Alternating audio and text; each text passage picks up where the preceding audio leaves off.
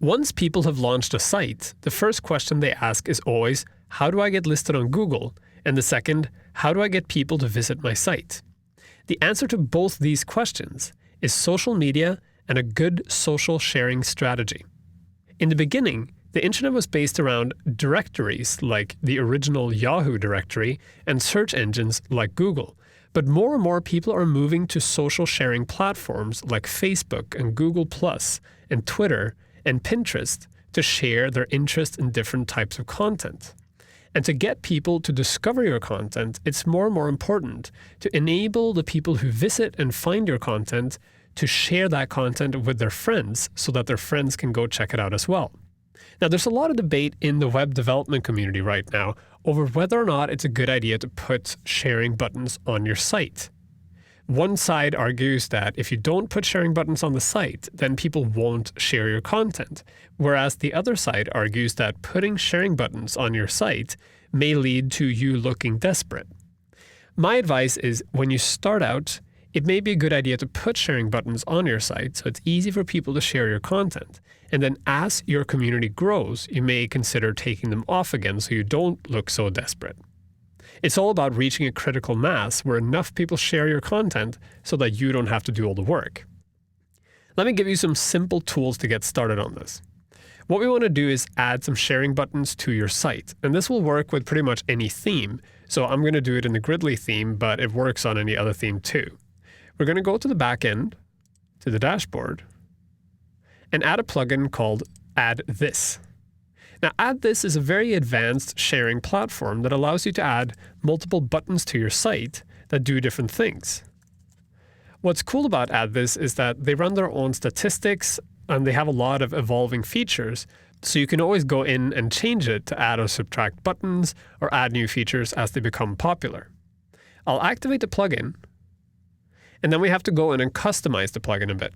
So I'll go to Settings and Add This.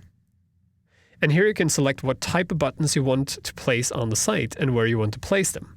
The default is to have all the standard buttons, so like from Facebook, tweet, Google+, and a share button that gives you all the other types of options available. But you can also choose none, or you can choose more options and select one of these predefined buttons, or even create a custom button yourself.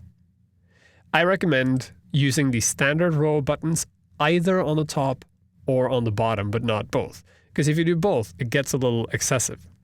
So let's say we want to add it just on top and not on the bottom. I'll scroll down and click Save Changes. And when we now open this site in a separate tab, you'll see that when we go to a single post and scroll down, we now have these sharing buttons. The sharing buttons, in turn, make it very easy for people to share their content. All you have to do is click the like button and you like it on Facebook if you're logged in. You click the tweet button, it opens a window so you can send a tweet with the link to this post. Or if you click the G+ button, you +1 the post on Google+, and you can also add extra information. You also have this share button that gives you more options like Pinterest and Blogger, and you can see there's over 300 other sharing options here. So Add This gives you a lot of functionality. Add This is also very advanced, so you can go into the Advanced tab and select whether or not you want to have sharing buttons on certain pages, and you can track the sharing, and you can customize it in any way you want. But for basic setup, all you really need to do is add the buttons either on the top or on the bottom of your post, and then get people to start clicking. The other strategy you want to employ is every time you post a new post or picture or anything on your site, after it's gone public, you should go and like it and tweet it and add it to G+ and add it everywhere else you think that your target audience is, so that people see that you posted it. By doing this yourself, you're starting the sharing process, and chances are your friends will reshare it.